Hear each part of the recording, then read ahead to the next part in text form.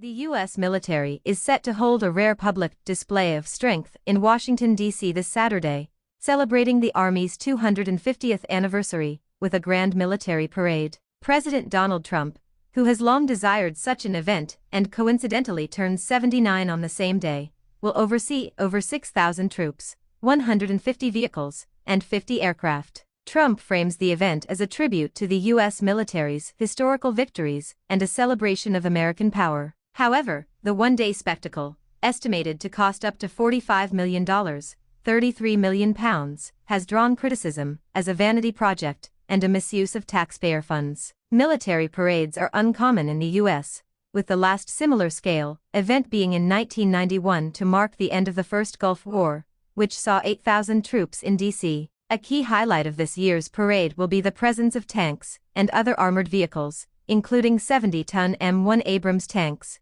Bradley fighting vehicles, and Paladin Self-Propelled Howitzers. These vehicles traveled 1,500 miles from Texas, mostly by train, before being transferred to trucks for the final leg into D.C. A significant logistical challenge has been preparing the city's roads, which typically have a 40-ton weight limit, for such heavy loads. Army engineers have addressed this by laying steel plates at key junctions and fitting new rubber pads on tank tracks to prevent road damage. The parade route along Constitution Avenue has also been shortened due to road concerns. Starting around 6 p.m. local time, 11 p.m. GMT, on Saturday, the parade will offer a historical narrative of the U.S. Army, featuring soldiers in period uniforms from eras like the War of Independence. In addition to soldiers and vehicles, the parade will include 34 horses, 2 mules, and 1 dog. 50 aircraft, encompassing historic planes like the P-51 Mustang and B-25 Mitchell bomber from World War II,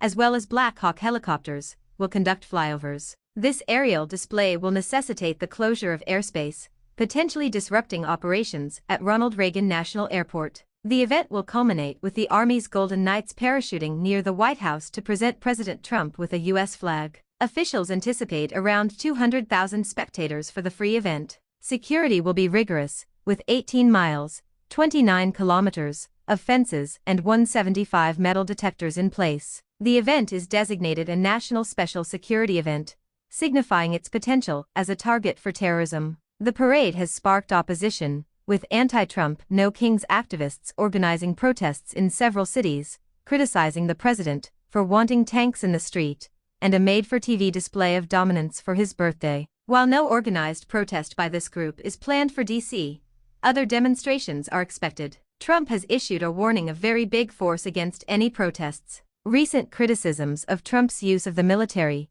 include his deployment of National Guard soldiers and Marines to Los Angeles, despite state officials deeming them unnecessary for controlling unrest related to immigration raids. A recent poll indicates 40% approval for the parade, 29% disapproval, and 31% neutrality. However, 60% of respondents believed it was not a good use of government funds. Democratic Senator Tammy Duckworth, an Army veteran, suggested the funds would be better spent on military families. President Trump, however, has dismissed the cost as peanuts compared to the value of doing it, emphasizing the display of American military might.